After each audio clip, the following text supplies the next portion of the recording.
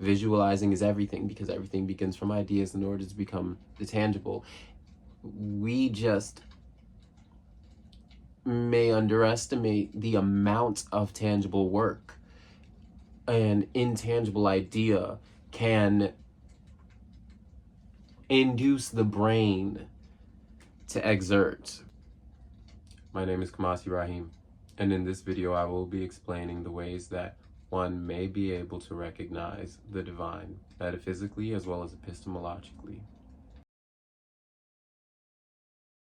When speaking about St. Thomas Aquinas' fourth proof for God, the argument from gradation or degree, I mentioned that St. Anselm proclaims that God is that which nothing greater can be conceived. I bring these ideas together because the argument from degree gradation has to do with spectrums. It has to do with the fact that in nature we experience spectrums, whether that be spectrums of perspectives, spectrums of taste, spectrums of that which informs taste, because everything doesn't taste the same. It's not a cut and dry block that qualifies taste or the quality of taste. There are different things that come together that we then discern to be taste. When foods have capsaicin in them, they taste spicy. When foods have a lot of sugar in them, they taste sweet. And these things are shaped differently, capsaicin to a sugar molecule, certainly. And so we have spectrums of things that present some phenomena, and we discern what that means as based off of what we determine deeper than personality, what we determine to be significant, important, applicable, and relevant to existence, beyond just survival. Naturally, especially now that we have the neocortex. I'm getting ahead of myself, but the idea is that we experience spectrums. There's spectrums of bands of frequencies, of emotions, of people, personality-wise, the way that people even come. Some people are born without an arm, a cleft lip. There's a spectrum of everything. And this is what we see. We see spectrums of sizes of beings. We see spectrums as well of how apparently conscious something is. Spectrums imply a main gradient from which there's amounts of it in a specific expression. So in the sense, let's bring it to trait psychology. If someone's on the high end of the spectrum of openness, they will be open to new experiences, to new ways of doing things. They are less dogmatic and rigid in even maybe their views, because if they're conscientious, they will also be honest enough to take their views, view them with scrutiny toward some moral or ethical end, but then also maintain the views that it certainly is worth holding. It certainly is not worth changing. And if those views are based off of the truth, then there will never be a reason to, and the truth will always come out, right? There is not a spectrum of the truth. The truth is the truth. There's a spectrum of how much of the truth you may get. But the truth is the truth, period. And that is in where it lies. There is a truth to openness where it is within the sphere of personal, subjective, as well as impersonal, objective, external to internal. This oscillation back and forth here, there's a space where it is openness. And then there's a space before and after where it becomes distorted. This is how spectrums work. There is the main thing that just has what it is that we're speaking about in integrity and in honesty. And then there is some derivation or variation of it. This is the fractal nature of the universe.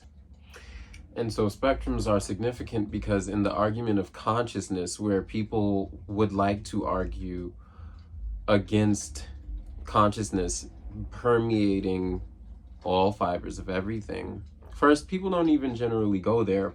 However, the people who do go there, they question that. And the argument of spectrums, degree gradation, already brings to mind a cogent way in which one may reason with this logic. However, we can even track it with the process of the intangible becoming the tangible. There's a spectrum of tangibility and intangibility, and we could argue it that you have an idea that you want to go hang out with this girl from your class. Right now, on the spectrum of reality, it's in dream. There's real, then there's dream. And real is the argument that what you were looking for happened. Because reality is just reality. What you're looking for actually happening, that would be real. And then you have dream, which is over here. Even that's a time space thought experiment right there. You want to hang out with this girl. There is a bunch of things that you could do that could move your position of not hanging out with her along that spectrum between dream and real. There's a bunch of things you could do that will move it along that in order to manifest it into being real. Now it's reality. However, it's still up in that space until it is reality. The same with a chair, the making of a chair, the making of a performing artist. These things have graduations of grades of dream and realness. Even our own dreams do. Because how many times have you woken up inside of a dream? And to some of you out there, how many times have you woken up inside of a dream inside of a dream? There's spectrums of consciousness, even within conscious beings. Spectrums of how awake we are, literally, spectrums of how awake we are in the socio-political economic space as well. There's spectrums everywhere, spectrums of consciousness everywhere. So having the neocortex, it apparently allows us to be vessels for the divine in a way that other things cannot. The brain is a device that was necessary to develop in order for us to I'm not saying receive. In order for our vessels to connect with and receive the divine, understand though, our vessels are only a dense manifestation of the divine though. It's like the idea of a chair being made into a chair. It's still a chair. And so the divine's idea being made into matter, it's still the divine. It's just we have the spectrums. We have as above, so below. There's no actual separation of above, below. It's all the same and together at the same time. Above and below occur because it is the interconnecting mesh of all of these ideas that gives rise, that projects. The ideas are even like a net in this way, right? Take consciousness as the light source that's behind my hands right now. And if I was good at making hand shapes and I was, doing all the, it's projecting onto something in front of people. Now we have the allegory of the cave. The concern is that we've forgotten that we're in a cave, that we went into the cave. We set the cave up in order to do this play, this show. I sincerely got ahead of myself there. In various Eastern beliefs, such as Gnosticism, the Akan traditions, the Vedic traditions, the Taoistic traditions, all is mind, the universe is mental. Reality is a dream of God's, in which principles and powers govern existence in the higher spheres closer to the all. And Plato goes into this as well. Aristotle hits on this heavily with virtue ethics.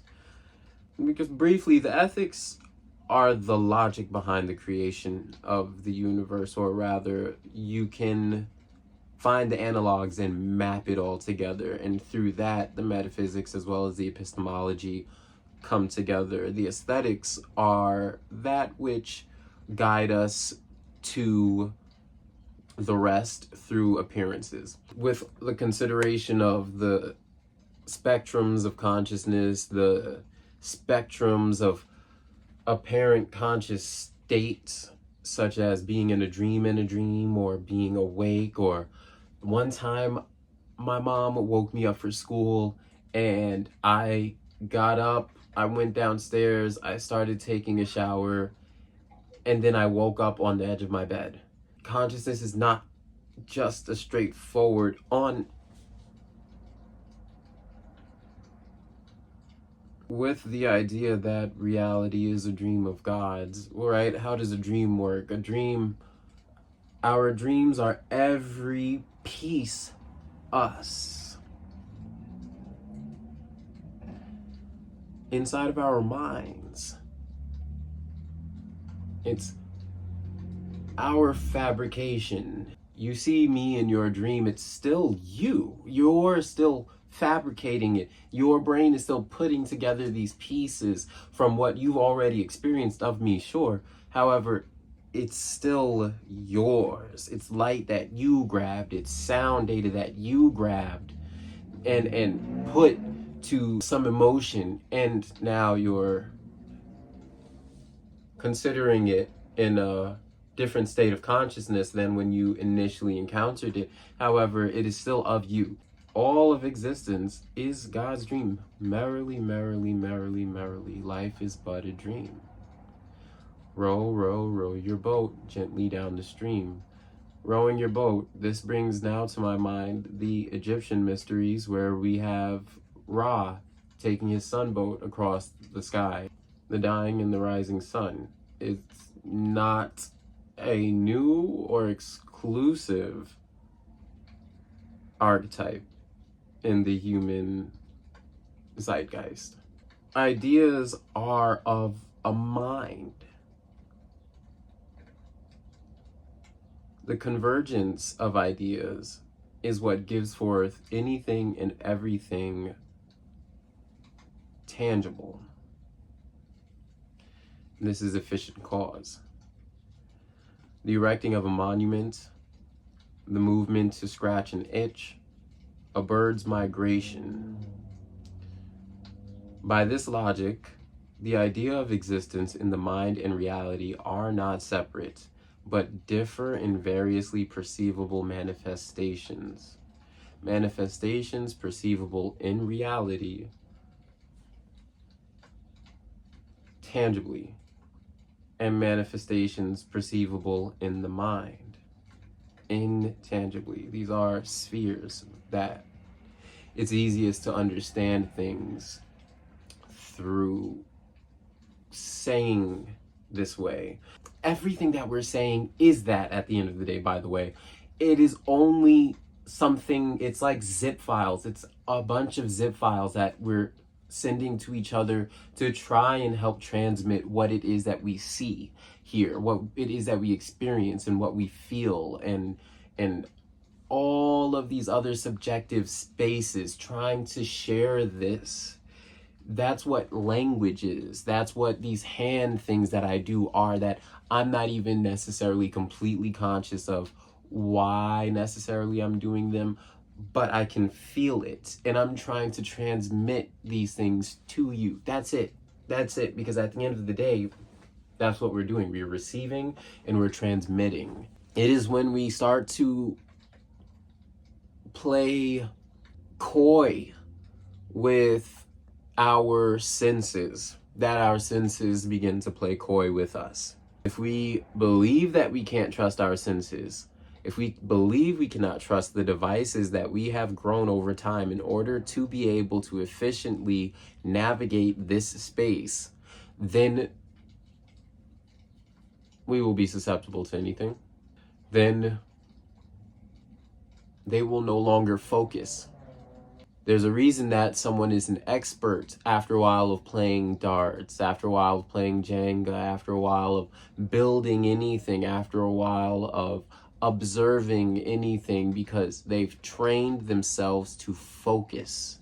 And when we train ourselves to defocus, we will defocus. And that is consistently what has been going on. I'm getting ahead of myself. You can imagine or even visualize. Visualization is stronger as far as rhetoric is concerned. The idea of what one should do is the same. However, a visualization, imagination is a little more fleeting. A visualization proves actual physical benefit, such as when a boxer visualizes throwing 100 jabs. It has been observed that their jab certainly increases in efficiency, and their physical body shows the difference as well. Visualizing is everything, because everything begins from ideas in order to become the tangible. We just may underestimate the amount of tangible work an intangible idea can induce the brain to exert. You can even imagine or visualize a bowl of cereal just as well as you can see a physical bowl of cereal, albeit uniquely. And will be a spectrum between people to people as well. Some people cannot visualize very well initially. Many arguments could be made about the fact that it is due to the fact that our societies today do not teach you to focus on your visualization skills very well. They ask you, what do you want to be? They make you think it, and then they make you just do that. There's no real dreaming. They say, what is your dream? You're asking a 10-year-old, what is their dream? They've barely collected enough information to be able to sustain themselves, let alone have a dream. Having direction at any age is good. However, The idea of a dream as we have it today is also improper because it insinuates that someone could only do one major thing with their life. You can do everything. You can imagine or even visualize a bowl of cereal just as well as you can see a physical bowl of cereal, albeit uniquely. It is the impulse of hunger that leads to the visual of the cereal, which leads to the manifestation of a physical bowl of cereal, should you decide to make it so. The idea exists before you and even after the physical bowl of cereal is finished. Ideas exist independently of our individual existence. We come into resonance with ideas as guided by our impulses. And by our individual existence, I mean our individual existence, because the us that is the origin of all, that is God, that presupposed everything here that we are currently supposing. These things are a little different. There is no as above, so below. There is no idea to come into resonance with, because God is the idea, is the resonance, is the us, everything, in the same way that our dreams are. All of the questions that these ideas bring up, the convergence of these ideas within my mind have manifested into the person that I am today. This, who you are experiencing, is an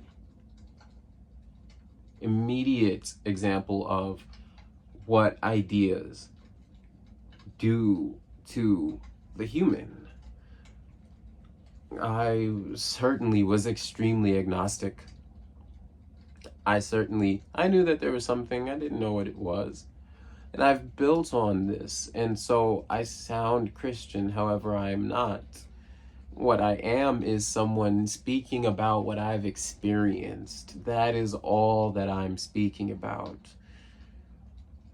What I have experienced. I quote books and I talk about these things. These things have helped me to bring what I've experienced into certain words, and sometimes so much words, so that it is easier for me to exchange information with you. However, I experienced all of this without knowing Plato's name, without knowing Socrates' name, without knowing who any of these people were. I experienced these things because we hear these things just in life sometimes, and some of us pay attention, some of us don't. Some of us have more people around saying these things, and some of us just have no one around saying these things. Those things are given from interconnected ideas. Everything that we have rises from interconnected ideas. Politics, personality, the situations that propagate a personality, the personality type that creates the situations in the first place, and the way that that ping pongs off of each other, the way that it oscillates. Oscillation is the metaphysical nature of existence, of all that we could understand. Of all that we could perceive or conceive, oscillation is the answer. At the core of its metaphysical, epistemological, ethical, aesthetic existence. It is currently my wisdom that the mind and reality are inextricably correspondent and directly connected, even if the presentation incites a presumption of chaos at an initial glance at microcosmic perspectives. Microcosmic perspectives would be us lacking that advantage of presupposition, because we are in the place of the supposing right now, where a macrocosmic perspective would be closer to the presupposing nature, in that you would be able to experience everything all the time. Cosmochronologically, you'd be all in there. So there's nothing that would escape what you could know, what you could understand, your omnipotence, omnipresence. A lot of people are very materialistic in that They believe we can only believe in what we can observe. If we consider it useful to believe in anything that we can observe, and the intangible idea that is in question has an apparent cause and effect relationship with the process of any idea becoming observable, is that idea any less applicable than an idea that is currently physically perceivable? The currently physically perceivable idea is, by definition, only within our understanding of existence due to a function of that same intangible idea in question. The tangible is a manifestation or attribute of the intangible. Our observable reality is an amalgamation of ideas manifest into various forms. There is generally a psychological state of apprehension otherwise. This is what we call supposition. With states consistently in flux, as many starts and ends as there are none. There are varying degrees of manifestations that the human system is not apparently capable of experiencing unassisted. Things consistently enter and exit our sphere of apprehension. We observe laws such as the law of equal and opposite reactions and the law of conservation. The universe apparently contains natural mechanisms to maintain a balanced amount. It cannot change as far as amount because it's just in the system, the closed system. Power and energy in the universe is constantly transforming, but never increasing or decreasing. This is back to that oscillation. There's always, it's an oscillation. It's cycles. Cycles are oscillations, a sine wave. Getting ahead of myself again. Everything that we experience from this microcosmic scale or perspective is apparent. Whereas at the macrocosmic, it's not a thing at all. It's just that within the fractals of the closed system, there are apparent differences. There's no difference in something of integrity. And so the fractals give the appearance that integrity has been lost. However, there's no such thing, especially to something that is not tangible. If the tangible is a horse, then the intangible is the man on the horse that has the carrot in front of the horse.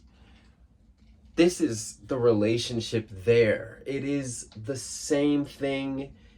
It is equal in that way. It is not equal in function. It is not equal in internal drive. The thing in integrity loses nothing, gains nothing, just is.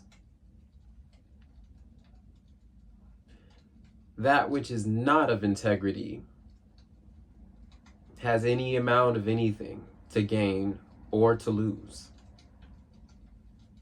It is consistently seeking because it's incomplete. It's empty on the inside. Further to the point of how apparent things are, even today we have cloaking technology, and this works by the manipulation of light. So apparently no one's there. Big surprise, there's someone right there. They just used some manipulation. They just fractured. If there was a lattice of light, they just fractured it. They changed it. They altered it so that way they could hide behind it. They could do something different. They could give the illusion that nothing's there. There's a lot apparent about this tangible existence. It's apparently tangible. And what does that mean? All of these things, like a language, all of these things make sense within the language. We are words of God. The Word, they called it, the Word of God. God spoke words and created everything. Om in the Buddhist traditions is the sound of creation. It's all of the vowels together. With everything being so apparent, the five senses are not the end-all be-all of experience or awareness. However, they allow each of us to efficiently interface with our objective shared environment. The idea of balance comes back to mind, a moderation that allows observance of individual elements. When taking a picture, it is pertinent to make sure it is not overexposed, or nothing would be of use because you couldn't see anything. You want the proper exposure though, so the image is still vivid and bright enough to be appreciated. The most great logically remains the most great when it can transform. A small dog logically could be declared great if an ant were asked. A person's sense of self has a spectrum of greatness, depending on subjective experience as well. A part of any of those ideas, considered as a whole observational unit, could only transform into another expression in the same vein of that whole.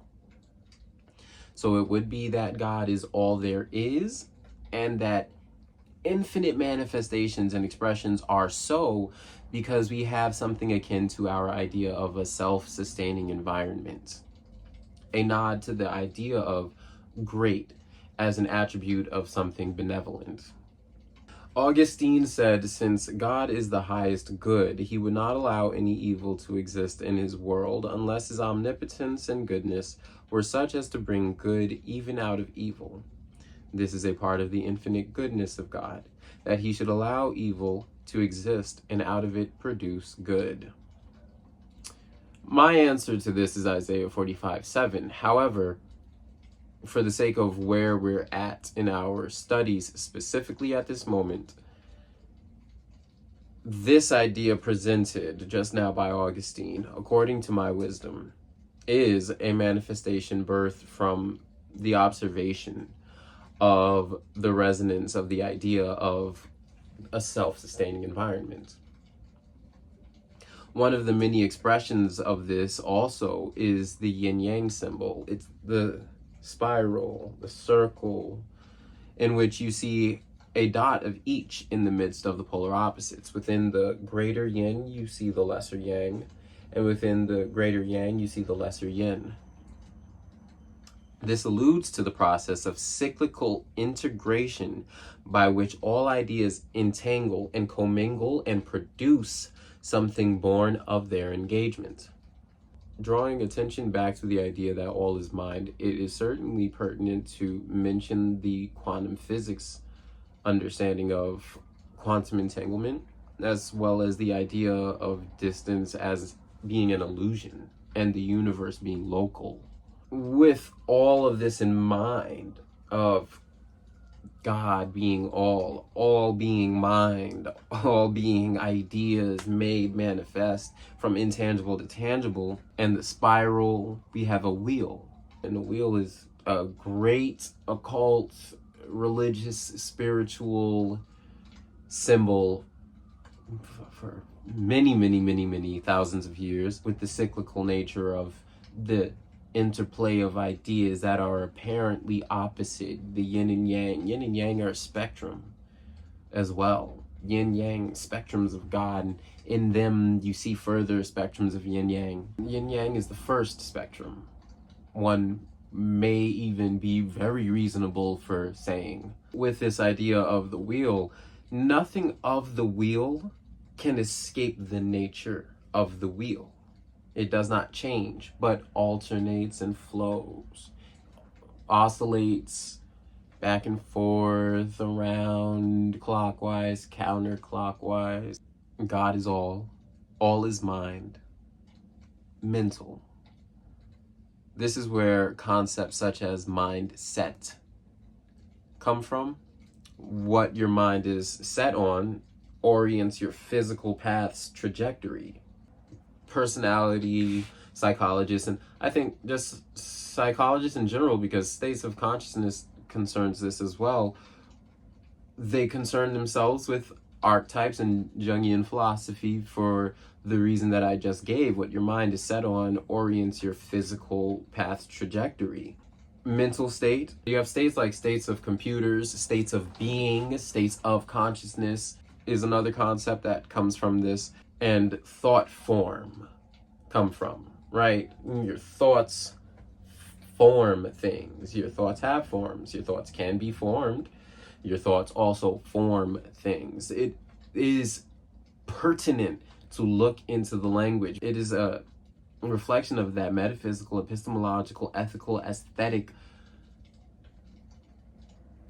layout, logic that is what inspired us to want to understand this place. Dreaming as a mental function is exactly an idea that many Eastern schools maintain as the nature of God's existence. From our perspective, we are a dream of God's. Imagine Christ being a state of lucidity, lux, light, versus nox, night. And that reminds me of knocked out, a state of being unconscious. Nothing of the wheel can escape the nature of the wheel.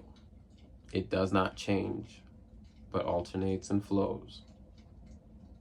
So does one turn against or turn with the wheel? The idea of God being that which nothing greater could be conceived gains more credence and immediately applicable implications given all of these aforementioned premises. This redirects the question concerning man's perception, as it is now about the quality of the experience of the subject and not the nature of what is being experienced.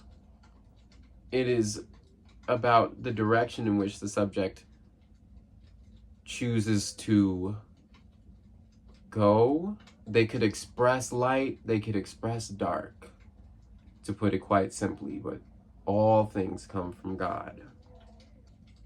What kind of person are you? I appreciate the opportunity to exchange information with you. Be well.